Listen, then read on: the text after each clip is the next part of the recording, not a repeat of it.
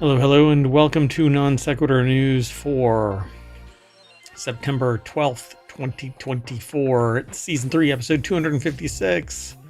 I am Merwat, and along with the Sentient AI from the future. Good evening, ohmTown citizens. Welcome to Non Sequitur News. We are going to non sequitur and stumble our way through pumpkin spice Chardonnay, AI created recipes, really delayed ID. Hey Mikey, you're old. The SpaceX spacewalk, everybody poops. Hiker maybe sorta kinda discovers meteor crater. The second biggest polluter. Sentient AI couldn't get over that last article. Burnout and hostility, thanks email. And Project Strawberry.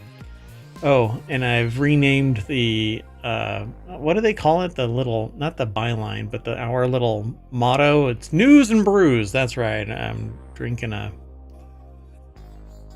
wheat beer that I brewed. Well, I mean, a device brewed it, and I put all of the stuff in it. That's what a lot of gatekeepers say. I'm not a brewer.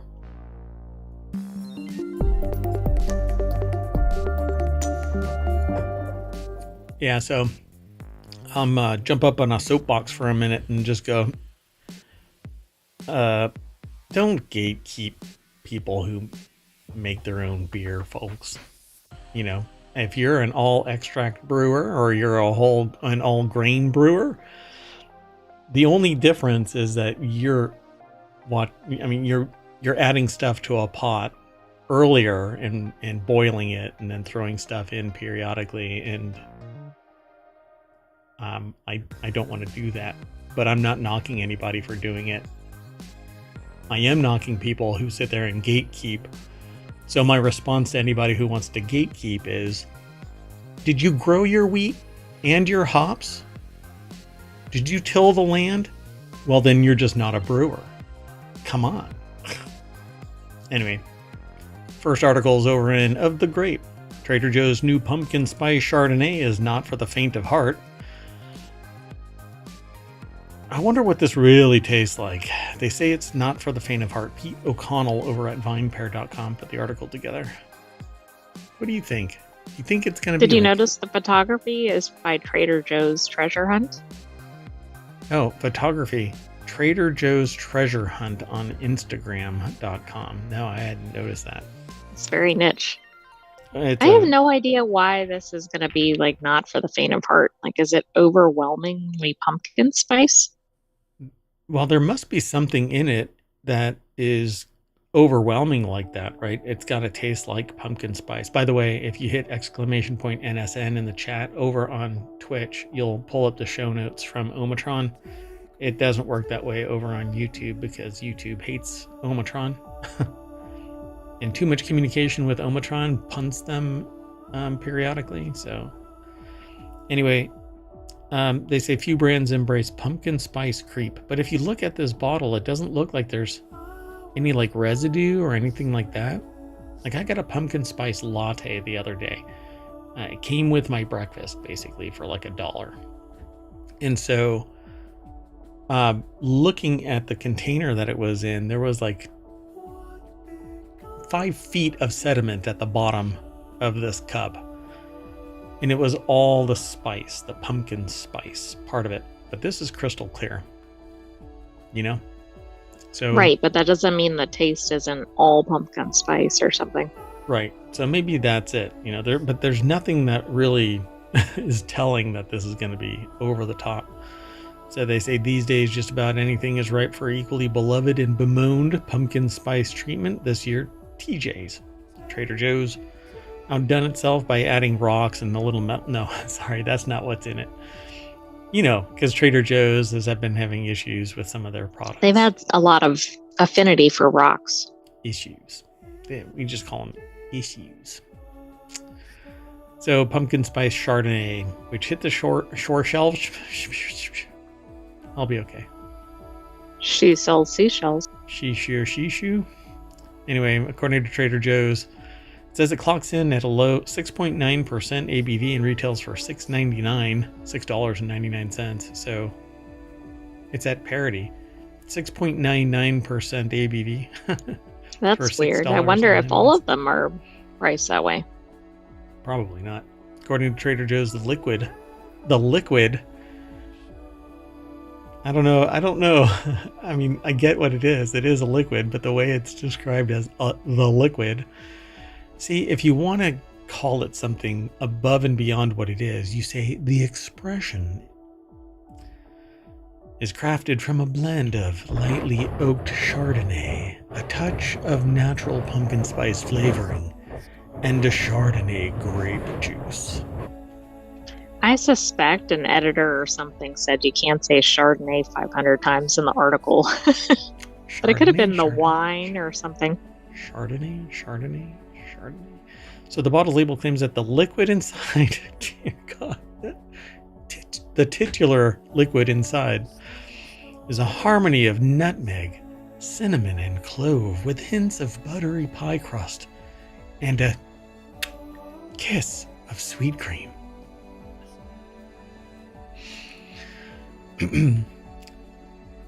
I gotta go get into a bar fight now because I softened my voice just a little too much.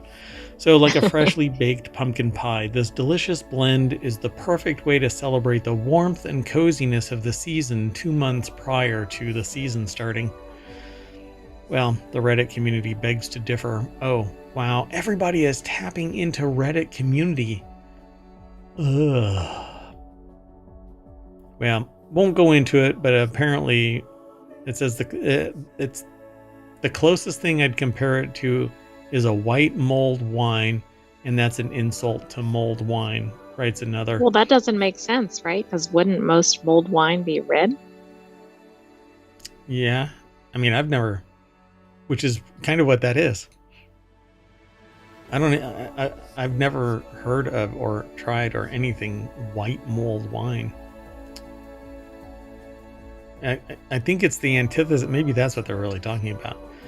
They tried it and it tasted like regret. Yikes. Been there.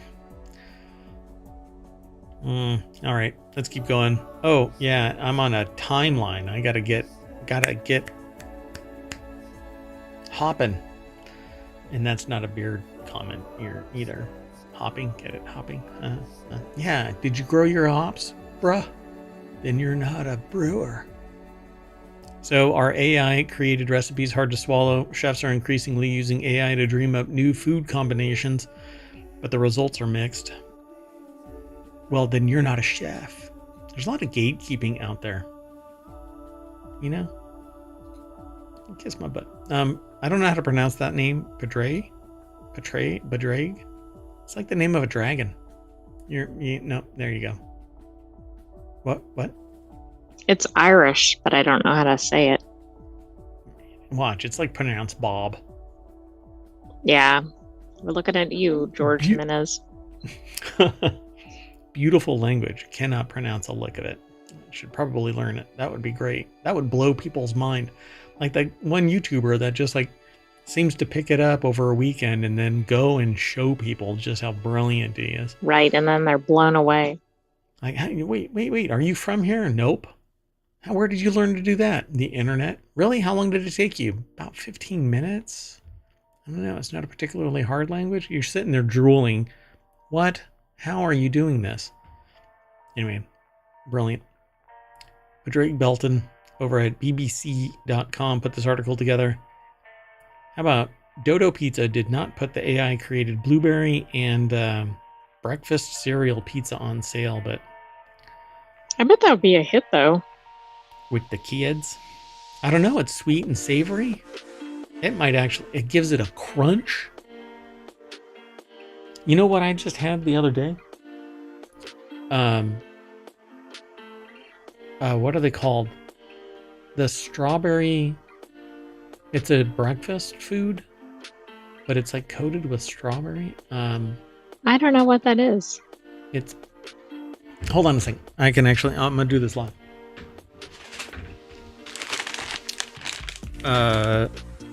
Simply Chex, but strawberry flavored. Yeah, I'll put those over there. So, I did a pantry raid. Anyway, I did an ohmTown pantry raid, and somebody had left them in the pantry, and so I tried them, and now they're in the studio. Yeah, I bet they were a hit. They're pretty good. I can only eat like 4 of them because they're so darn sweet, but hey. Right.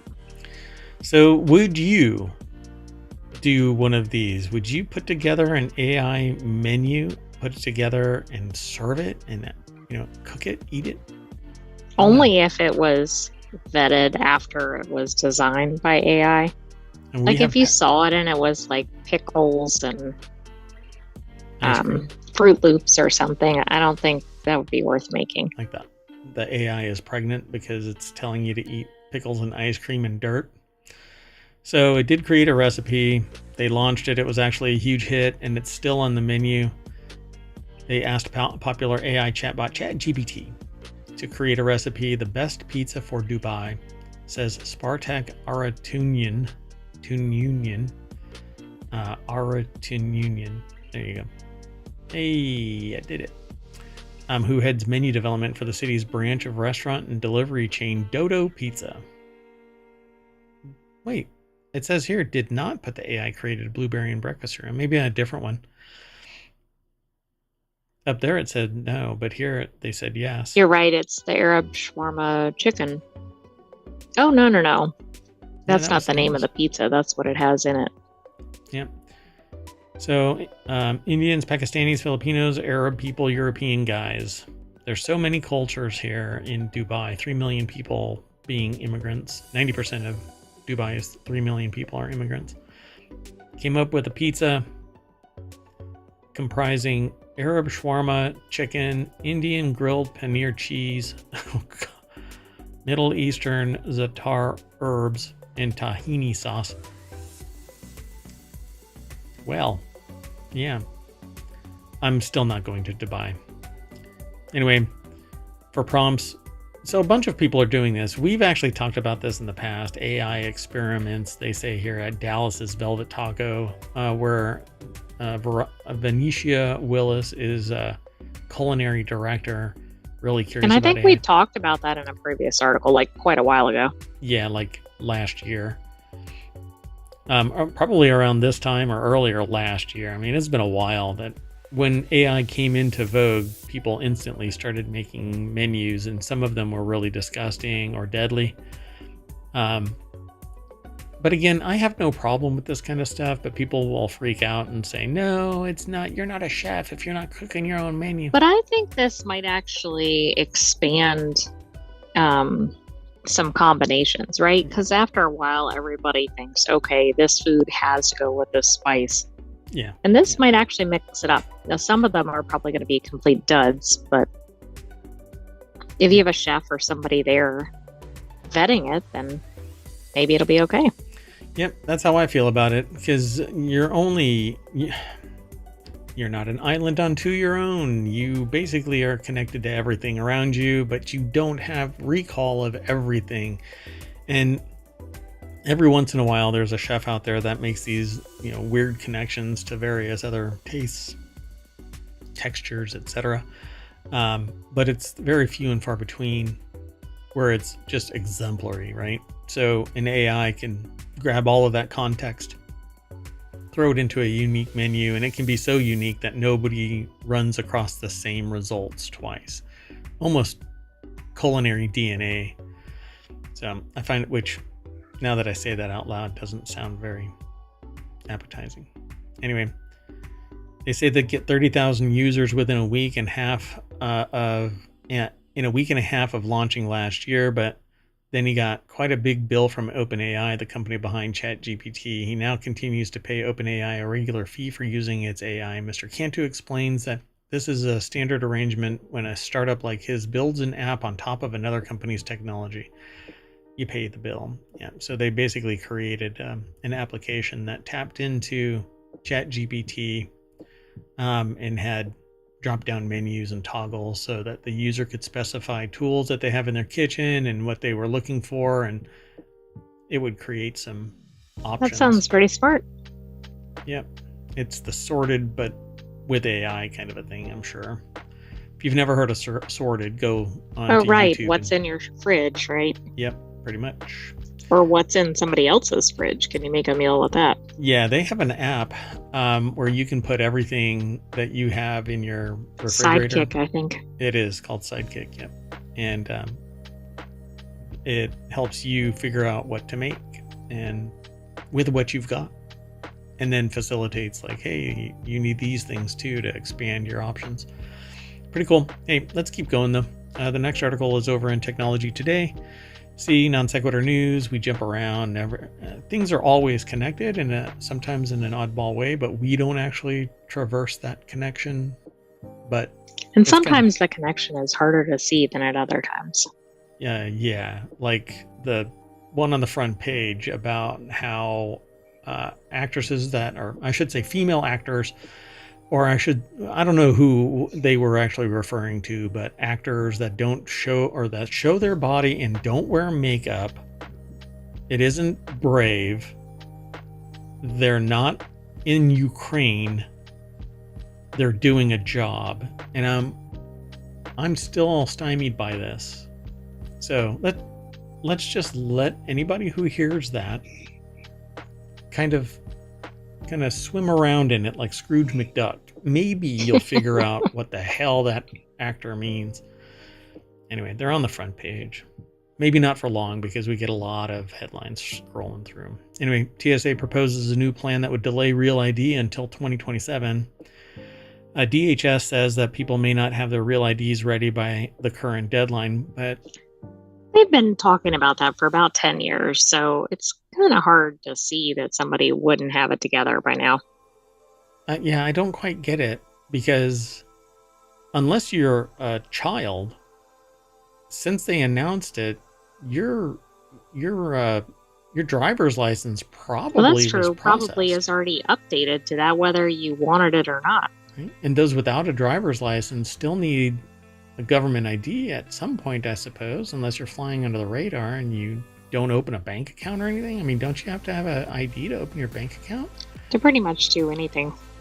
Yeah, so I don't know what's really going on, but 2027 isn't really that far out. But if they miss 2027, then they'll have to kick it down the road again. So this article by Joe Hindi over at cnet.com has the deck statement that says the Department of Homeland Security says that people may not have their real IDs ready by the current deadline. And it's this right here on your driver's license signifies that you are Real ID ready. But you know what I don't get is that the whole point of this is supposed to be for security. Right. So if people don't have it ready, that could be for a number of reasons, but it's like, if we're pushing it down the road, that seems kind of contrary to the purpose of this. Right. But it seems rather dystopian to require it, and anti-freedom and all of that kind of stuff. So I can see why some people are resistant of it. In short, the Department of Homeland Security is anticipating that a lot of people will be applying for Real IDs at the last possible minute, resulting in a delay and an influx of people without Real IDs showing up at airports and attempting to fly. Could cause delays and security issues, but not for those who have actually done Real ID and or the myriad other solutions to get you through checkout faster. Think how bad the airport lines are going to be when somebody doesn't have a Real ID. Yeah, because they basically are going to have to do a background check on you at some point. What I really am not looking forward to is the next step of this, because I do think that there's another push after this, and that next push is to get online. You're going to have to have a Real ID, and so, which is going to be a lot of problems. Yeah, but I kind of see this happening, and deep fakes and other fraudulent activities online, misrepresentations, outright fabrications, slander and libel across the internet. It's going to end up, well, this person said this, and I mean, that's going to kill the internet, though. Like, who's going to go on there with their ID and post something? Right. Yeah. I mean, people are going to start using VPNs everywhere, and Reality Hacker is something that I came up with a long time ago, and I firmly believe that because of AI, we're trending down that. So Real ID be damned. Sure, for certain things, Real ID works, but the internet, it's the antithesis. I mean, I want my privacy. I want my alter ego. I don't want to be who I am, because I'm Mayor Watt and I run a tiny little community in the electrons, powered by the electrons, the wires of the internet. But out there, outside of ohmTown. Let's move on. Next article's over in the Marble channel. He likes it. Hey, Mikey. Life Cereal revives an adorable ad icon. I remember this back when I was just the M in Mayor Watt. I was younger, much younger. Oh, is this like the photo in Back to the Future or something? Knee high to a grasshopper. But in reverse? Yes, Benjamin Button. Mom has toothpaste in her hair. Dad isn't sufficiently caffeinated, and the siblings are pillow fighting in a messy, state-of-the-art scene that's likely replicated in some form in countless American households, with an adorable, fresh-faced youngster in the center narrating the mayhem in a catchy song. Life Cereal kicks off its first concerted marketing effort. Well, since its first instance in 1972. Have they been marketing since then? Apparently, the character is getting a 2024 makeover from PepsiCo's internal creative group D3, and it's bringing back Mikey. So Life Cereal revives an adorable ad icon. I won't be able to go through this because I didn't log in. How much do you think they paid advertising to come up with this campaign? And they're like, we've got this great campaign for you. You did it, 50 years ago? Well, I don't think that they're bringing Mikey back. If they did, maybe as dad. Right, I'm not sure Mikey could be the kid. Or worse, granddad.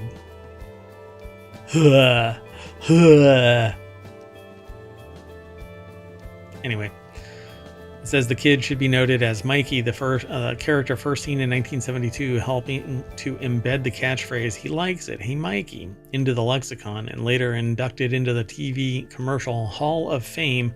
It was formerly titled Three Brothers. The original Mikey-centric spot became such a phenomenon that it ran for more than a decade, spawning parodies, shoutouts, and urban myths, and cementing Life's place as a solid, better-for-you challenger to bigger rivals like Total.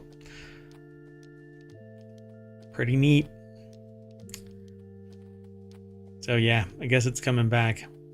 This is Legacy brand Life Cereal. In its first marketing in years, brings back a 70s ad icon named Mikey. So this is the new commercial. I'll have to pull it up just so that we can see it. But I have, what are ads? You know, unless it's embedded on a website. Who watches ads? You know, I pay YouTube. Oh, people that drive Fords are going to be, right? Oh, yeah. Oh, gosh. Yeah, they've got a patent for... Hey, don't crunch cereal while you're driving. Yeah, the ad AI can't hear what you're saying in the cockpit of your F-150. Come on, we know what you're actually arguing about anyway. Never mind. Let's move on. Next article's over in the Marble channel. Because I was going to say something that's very polarizing, and I'm trying not to do that kind of stuff. I mean, at times I will, because I think it's funny, but... this is more of a stab at alignment. So this article's over in Marble, why the SpaceX spacewalk is such a huge deal. Now, we watched the spacewalk, and it was weird. Yeah, I wouldn't exactly call it a spacewalk. So we didn't watch all of it, so I don't know how far out into space they walked, but the time that we did watch, they were basically running through the what do you call it? Like kind of like The almost like agility test, but it wasn't agility. Yeah, range of motion testing.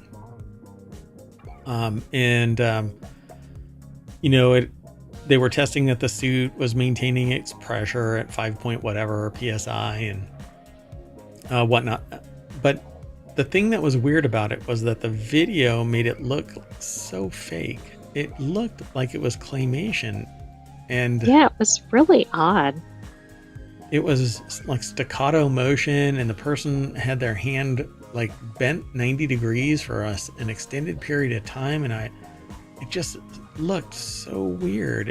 It was more like a celebrity deathmatch claymation battles on, like, I don't know what to compare it to, but I agree with your description.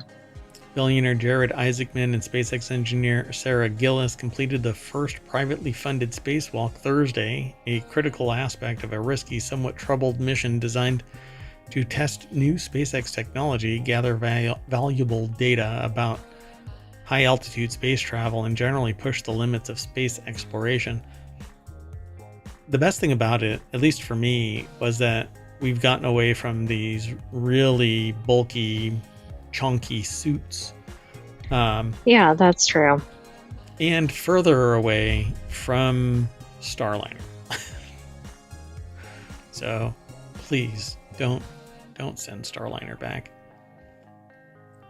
But I would invest in technology that challenges SpaceX's domination, because I don't particularly like,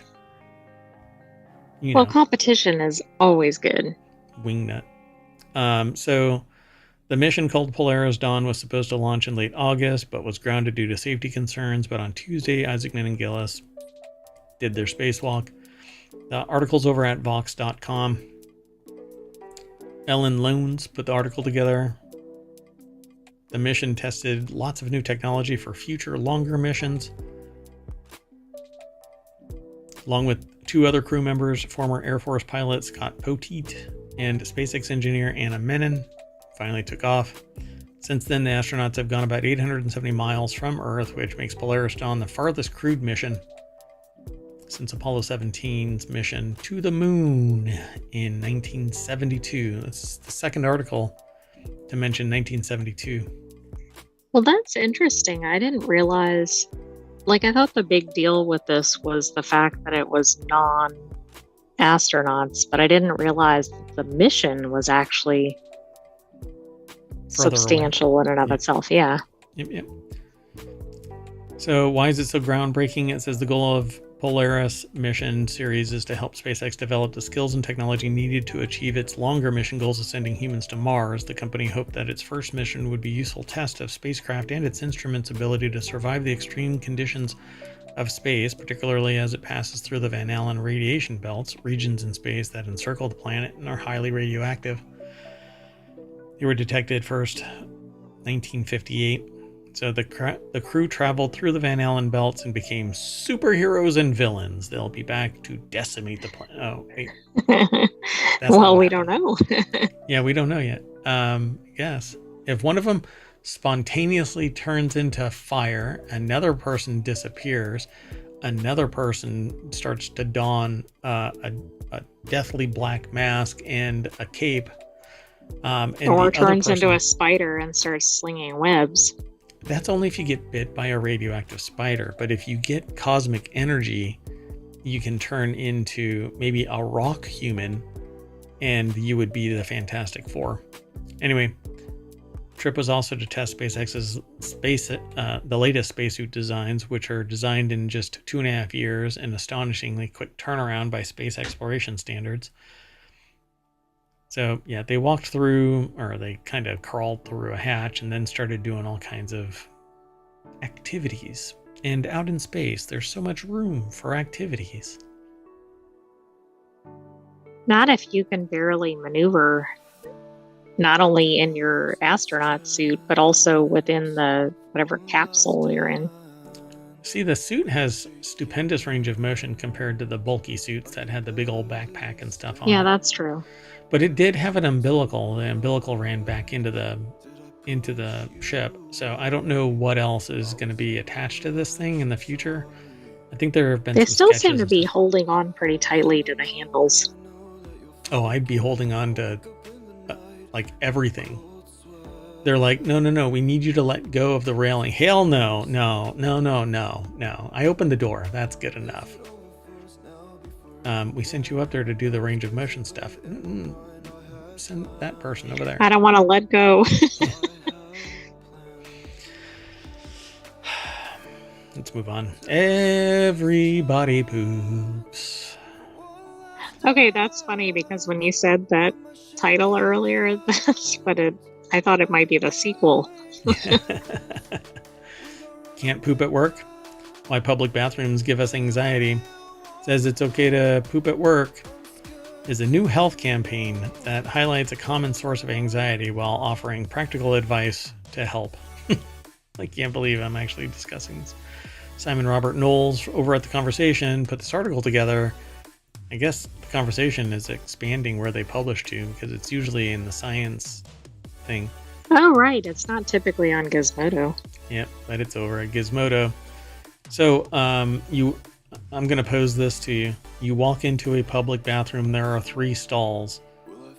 You don't see any feet, which, by the way, America is weird that you can see under the doors. What the frick is that all about? Anyway, so which stall do you go into if there's nobody there? Probably one of the edge ones, because if you go in the middle, then somebody might go next to you. Gotcha. It's like the tic-tac-toe of... But I'm not sure. Stall choice.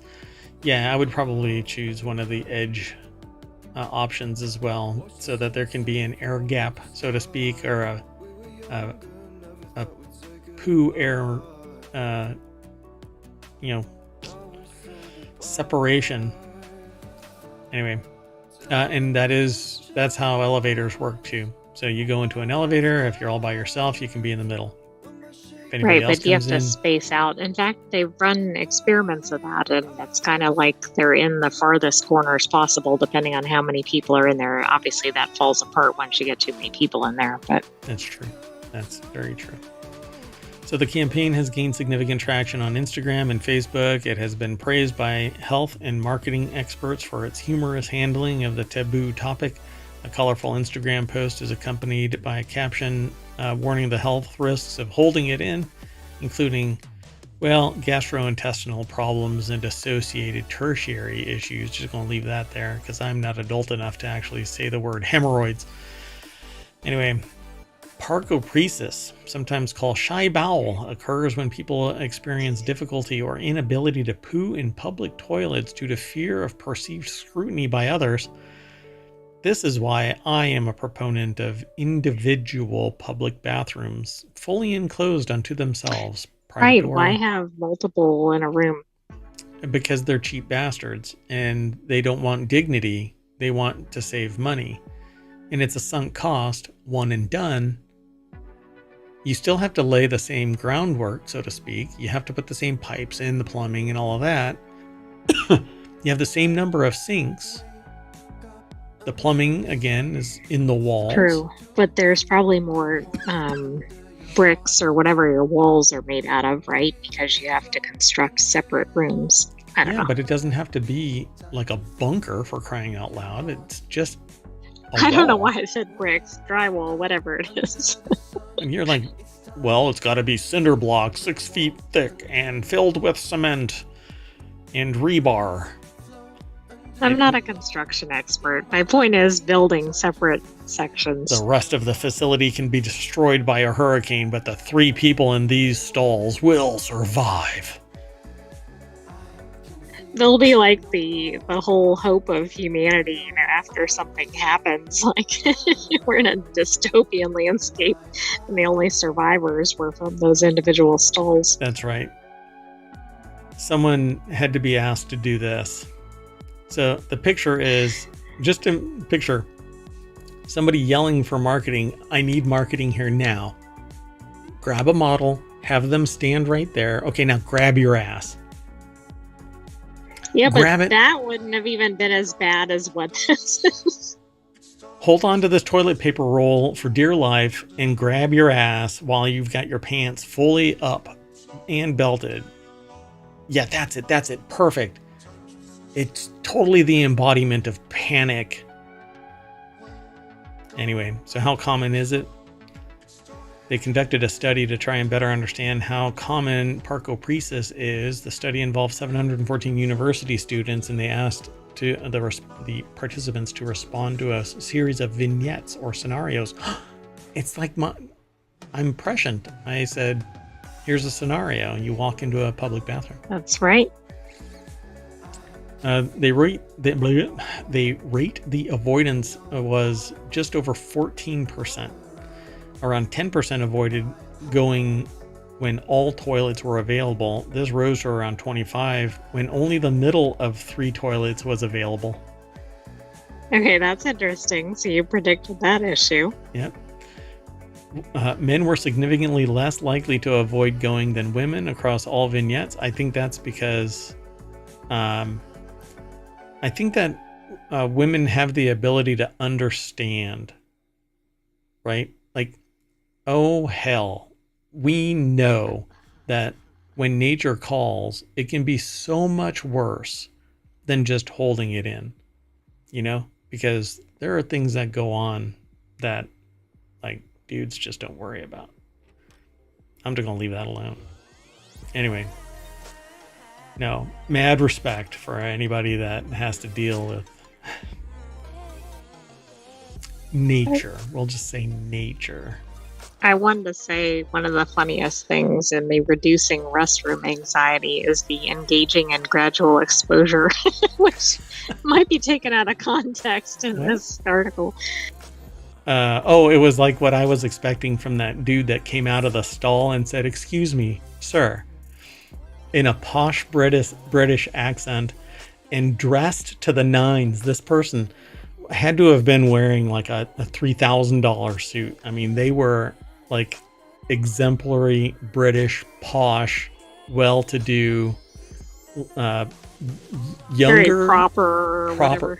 Yeah, but not like an old guy. I mean, they were not like stodgy or whatever. But yeah, they were in their early 30s, but it looked like wealth, right? And when they came out, they said, "Excuse me, good sir, could you tell me how to lock the door?" But when he first came out, I went like this. I'm like, because he looked like he had intent, and he like took a step towards me like he was going to shake my hand, and I was like, just all of this, like, no, I don't want whatever crazy you're peddling. I don't want. We're all stock up here. Anyway, I told them how to lock the door, and they're like, "Thank you. Have a good night." I'm like, that may never be replicated. Scorched into my retina, though, was a guy coming at me. Anyway, progressive muscle relaxation, challenge negative thoughts, gradual exposure, which got me uninvited at the Starbucks down the road, and listening to music. So I always encourage any establishment that has public bathrooms, please pipe in music, please. Blast it. And by pipe it in, I mean put a live freaking band on one of the sinks and just let them play. You want a busker in there? Let them go. Let's move on. Next article's over on the Mobile channel. Hiker discovers ancient meteor crater on Google Maps. Maybe. Joel Lapointe was messing around with Google Maps when he made a potentially huge scientific discovery. He was planning a camping trip in Quebec, Côte Nord. Is that how you pronounce it? Côte Nord? I think so. A region when he noticed an odd circular pit about 9 miles wide around Marshall Lake. It's about 60 miles from the nearest village. How nobody would know this, because there's been satellite monitoring of everything everywhere all at once forever now. Well, plus if it's that close to like Well, I don't society. know. I'm assuming that's a regularly visited area. You'd think somebody would have encountered it. The point contacted French geophysicist named Pierre Rocher, and now the two think that they may have discovered an ancient meteor crater. Their theory might be right. Initial research has found traces of the mineral zircon, which is usually formed under high pressure conditions, say like, I don't know, meteorite impacts. There's also tons of topological evidence as well. Oh, wow. Oh, yeah. Wow, that's pretty cool. That is neat. And I guess that is one of those things that really, if you were standing there, you wouldn't really recognize it, right? Yeah, for sure. But, I mean, who's not been looking? I mean, aren't there millions of people that are like just kind of... I thought so. Aren't they scouring for this? Yeah, Louis Prada, and there's systems out there that are scanning for this kind of stuff. But this is a really amazing find then. Because when you're looking at this, it's right on the edge of what looks like a stream, right? And it's a topological map, and it shows right, which makes you think that the stream might have been impacted by that or something.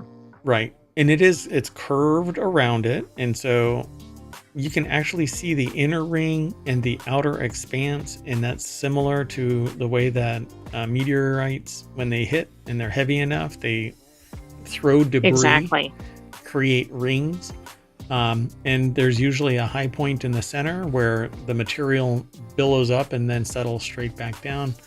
It kind of looks like a textbook meteor impact site. Yeah. Meteor crater. Yeah, that's pretty damn awesome. I dig that. So they say they're no scientists, but it seems to me that the giant holes are dead giveaway from meteor impacts, but that's why they're not a scientist, because an actual scientist, a Canadian geologist named Gordon Osinski, told the CBC that people actually find circular geological formations using Google Maps all the time.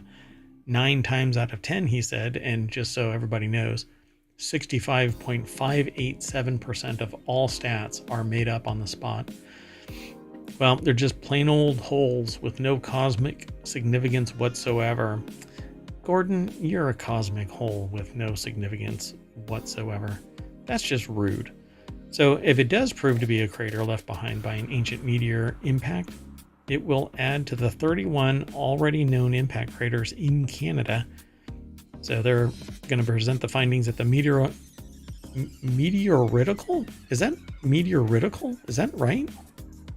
I guess so, about meteorites, but I've never seen it before. Meteoritical Society, Rocher and Canadian Osinski plan to raise... Canadian? Rocher and Canadian Osinski plan to raise funds for a field expedition to the site in 2025, and if everything goes according to plan, the team will conduct additional tests and verify the crater's origin. You know what's interesting? When I typed in meteoritical, the first thing that came up was Meteoritical Society. Hey, when you're going to corner a market, it's the exact same thing you do when you're pursuing your PhD. If you're pursuing a doctorate, you focus on something so obscure that only you literally make up your own domain. So when you do your defense, you can just stand there and go, y'all are idiots. I'm the only one that knows anything about this. So I could tell you 1 + 1 = 3, and you'll just have to accept it because y'all are tourists. I was born here. Let's move on. We got 3 more articles, including this one. So Nigeria is the world's second biggest plastic polluter. Expert insights into the crisis. Who do you think is number 1? If Nigeria. Who? Polluter, I would say China, but plastic polluter, probably US. I wonder if they're going to talk about it. Whale Fatad, I think, or Fatade over at The Conversation. And this is why I said, hey, that's weird. They're posting this over at Gizmodo when they usually post it over at phys.org. Well, they've got a picture that's really disgusting. And then it says recent research identified the country as a plastic pollution hotspot, second to India. I didn't know that. India emits 9.3 million tons of plastic into the environment each year. 1/5 of the global total. Oh, wow. Nigeria emits 3.5 million tons annually. See, the problem is that what happens is it gets thrown into the streets and then pushed into the waterways, and then that pushes it out into the oceans, and then it becomes everybody's problem. I've seen videos of like streams and creeks and flood control channels that are just jam-packed with plastic. So they warn that plastic pollution is a serious problem in Nigeria and can be found wherever there is any human activity and beyond, I'm sure. The pollution comes in a range from micro or macro plastic, which is larger than 25 millimeters, down to nanoplastic, which is less than 1,000 nanometers. So, of all kinds, polyethylene terephthalate, used for food packaging, beverages, personal care products, polyvinyl chloride, polystyrene. All of these plastics basically make their way into the environment and poison the environment. And when they do bind themselves together somewhere and become a floating mass, they actually can carry stuff to other locations that they would not, that they're normally isolated from, and then they contaminate that region as well. So the study by Gideon Adowu found alarmingly high levels of microplastics in the Osun River. This major river in southern Nigeria is an important source of water for the communities that live around it, whether for irrigation or for personal use. I guarantee you everybody has microplastics, probably that's already traversed the blood-brain barrier and is in various areas of their body, because researchers are finding it everywhere. Every time they take a biopsy of something, they find microplastics. Yeah, it's pretty pervasive. Yep. But what's interesting is that I was on the right path with my research. I was going to use variable light and dark field microscopy to find and be able to count the number of microplastics by causing them to phosphoresce. And researchers actually did that and made a mobile device much faster than I could have. It would have taken me years to actually, make something functional. I just don't have those type of connections, but I think it's pretty amazing. And we're finally, it's more than just me and what seemed like a lot of people screaming into the void about microplastics. People are doing something about it. I'm hearing people in the real world eschewing plastic now. Which is really good, because part of changing it is getting people talking about it. And I also feel like it's becoming much more prevalent in the news, which is good because it's getting out to more people. Yeah, I would say that there's several articles a week nowadays that are talking about microplastics to some degree. But I would say a year ago or so, that wasn't the case. I mean, Correct. It hasn't been that long ago that that's changed. Yep. So good on them. One last thing, the study found as many as 22,079 pieces of microplastics in just 1 liter of water, which we've had much lower numbers, but still extraordinary numbers in other water sources. Bottled water included have microplastic, nanoplastic in them. So this And says, it's not always from the container, right? Sometimes right. it's from the filling process or Yeah. bottling process or whatever. Yeah, various sources, including the source itself. Like it's pulled from a Well, creek or that's a true. stream, Yeah. and it's in that, and they're finding it in the soils that are, and the microplastics are permeating the soil and changing how the water actually flows, because obviously microplastics just divert water. It doesn't trickle through the same way that it trickles through soil. Yeah, pretty horrible. Okay, let's keep going. The next article is over in the mobile channel. Responding to work emails after hours found to contribute to burnout and hostility. 649. No shit. Right. So imagine it's Friday evening. You're about to watch new Netflix drama, trying to unwind after a long week. Suddenly your phone pings with the work email urgent. Your heart sinks, stress levels rise. Even if you choose not to respond immediately, the damage is done. You still have to deal with it later anyway, so your anxiety level goes up. but the article says work has again encroached on your personal life. There is a YouTuber, a YouTube channel that talks about alcohol. And I happened to swing by a live stream of theirs, and they're looking for somebody. They want somebody to be part of their community.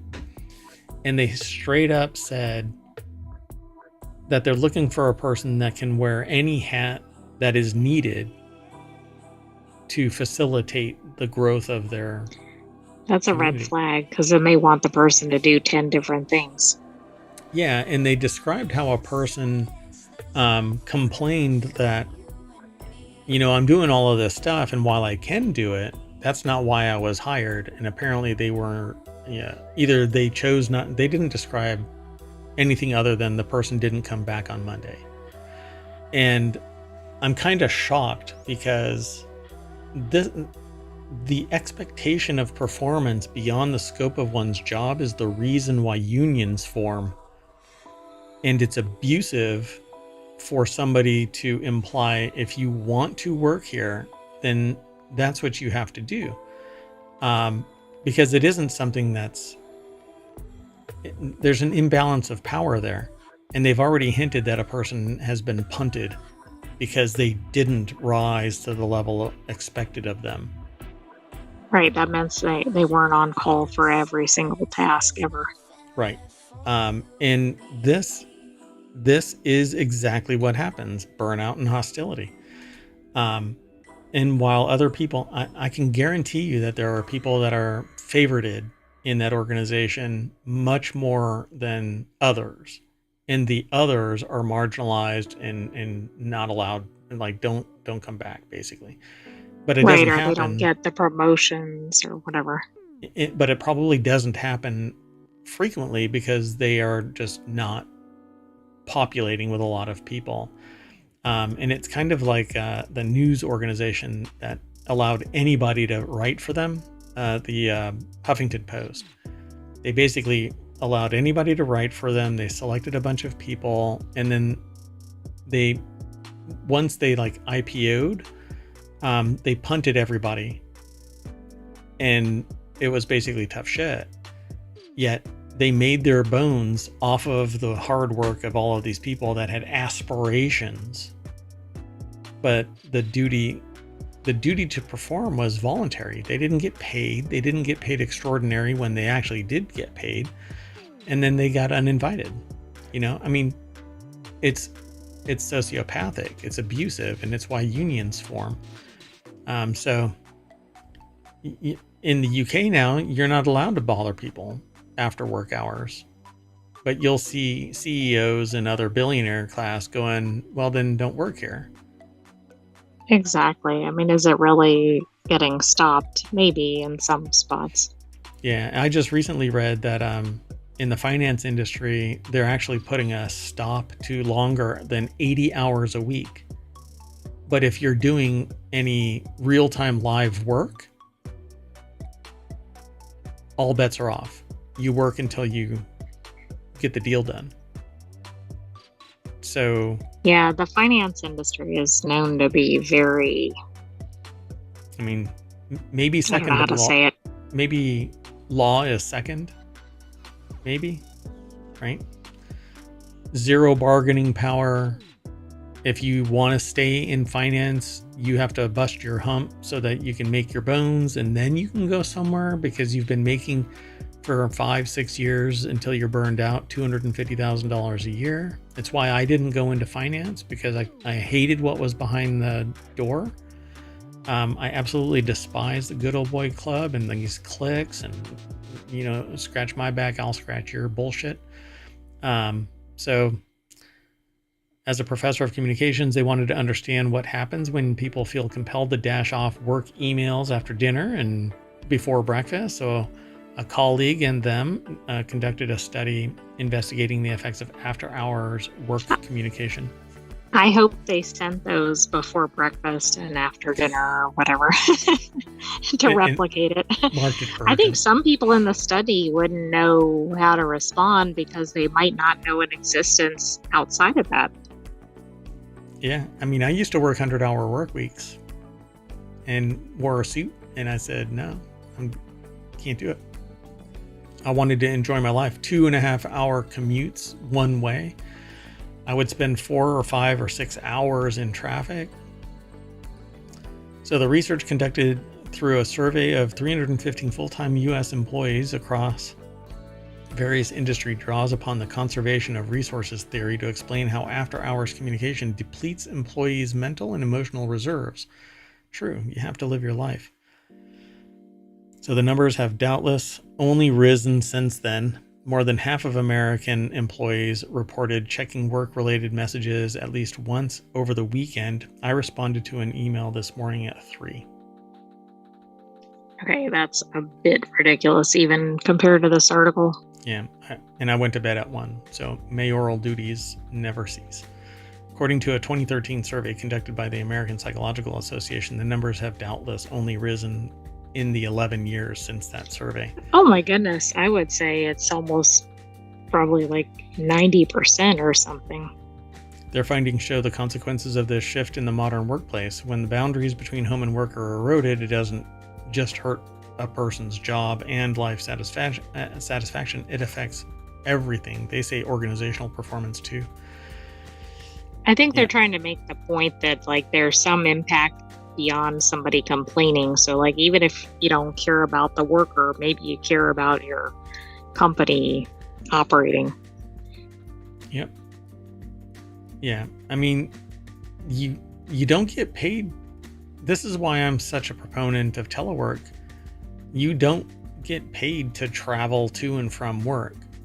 And you don't get paid, arguably, right? You're one of those exempt employees with a salary, and so you are on call essentially. You can't turn off, but then they expect you to have work-life balance, because if you show up pissed off, they're like, oh, we're gonna pip you or something like that. And you're like, man, I was up until 1 o'clock doing your work and then up again at 5. Exactly. Now you expect me to be fresh and cheery the next day. I don't think so. How about I smack you? Anyway, yeah, and this is something that I tell people all the time. You have to learn to say no, and if the abuse continues, you have to either form a union or walk. And if everybody else is happy and you're the only one that's miserable, that means that there's no union that's going to form. You have no bargaining power. You bounce, but you have to be ready to do that. So. Yeah. And in reality, I think we should be able to say no. No, don't pick up the phone. Don't answer an email. But it should be more than that. They shouldn't be allowed to send it, because I think Correct. The receipt of it, even if they don't reply or get involved in a long project or whatever, Yep. It like takes them out of relax mode and back into work mode. And I suspect there's a study that like every time you check an email or something, how long does it take you to unwind from that? Yeah. And this article doesn't really, they link to things, but they don't actually say.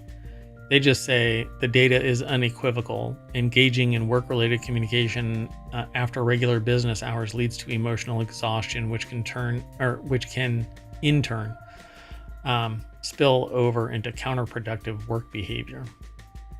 But we'd have to go and look at the actual right. They don't quantify data in this article, but that doesn't mean they don't in the study. And they make a reference to a survey that was 11 years old. So yeah, because 11 years ago, well, that's not true. I mean, 11 years ago, telecommunications was still pervasive. True, but the world was very different with telework. So I find it kind of interesting that they used a survey from that time frame, because unless it was like 2020 or later, I don't know if it's really reflective of the modern workplace. Yeah, Plus, there are more tools now, right? Yep. Depending on what company, you might have like instant messaging and text and phone and some sort of meeting app and all these things. And all these things are ways that they're bothering you. And it's nonstop. Yep. Just constant.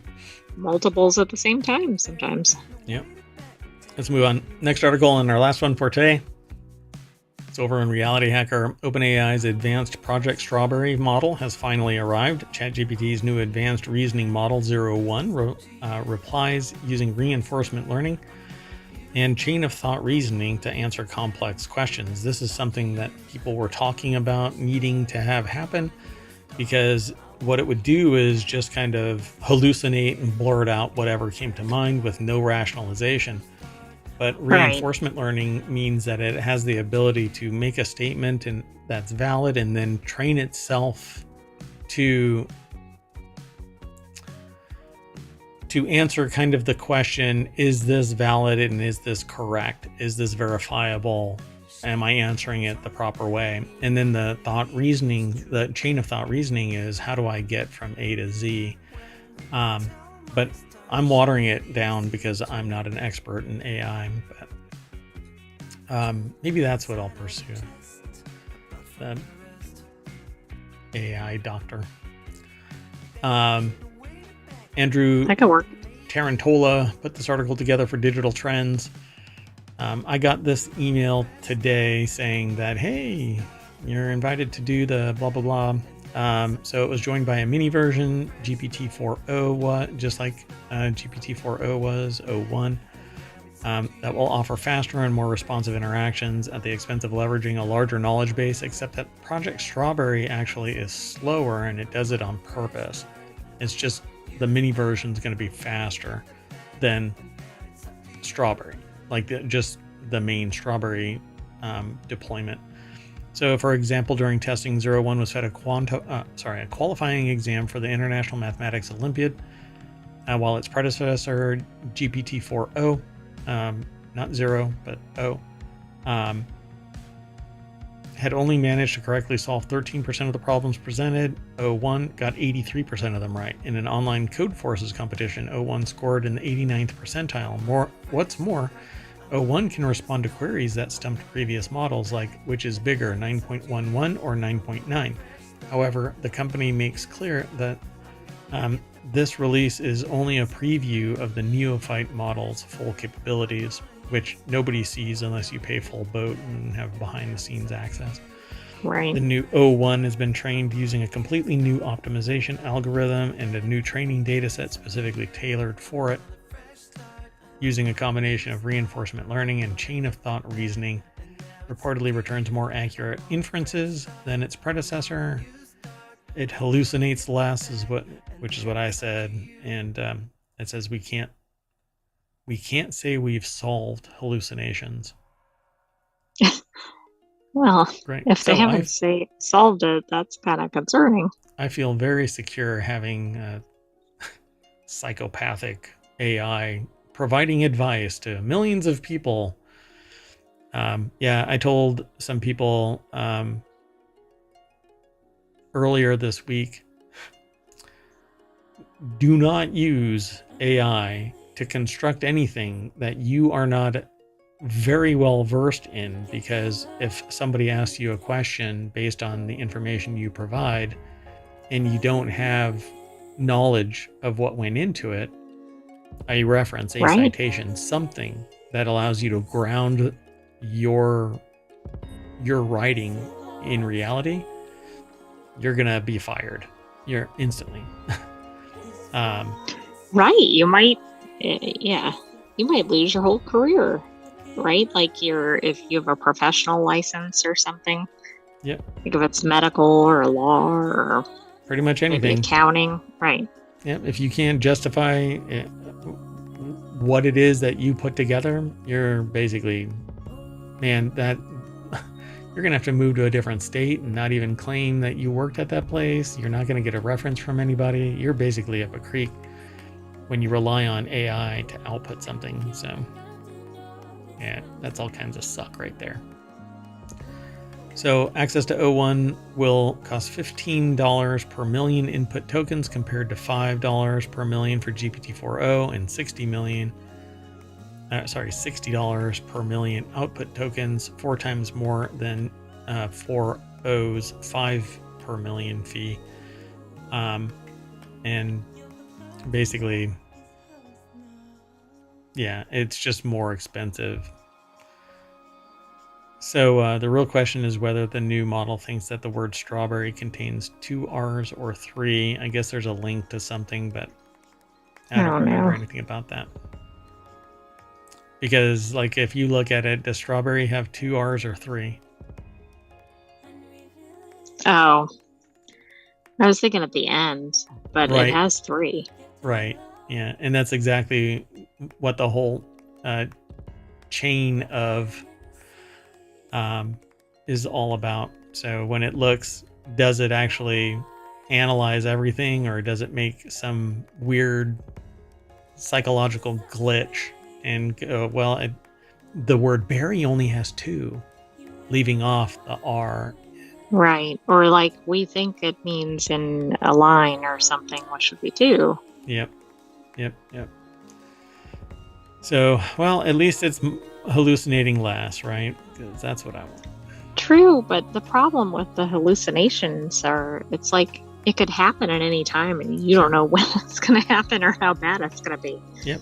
It could be the It's one worst thing if possible it moment. says like the color is off white versus eggshell. It's another if it's like somebody committed a crime that didn't or whatever. Yep. And then it should run for the postmaster's office in the UK. So, Yeah. For well, Fujitsu.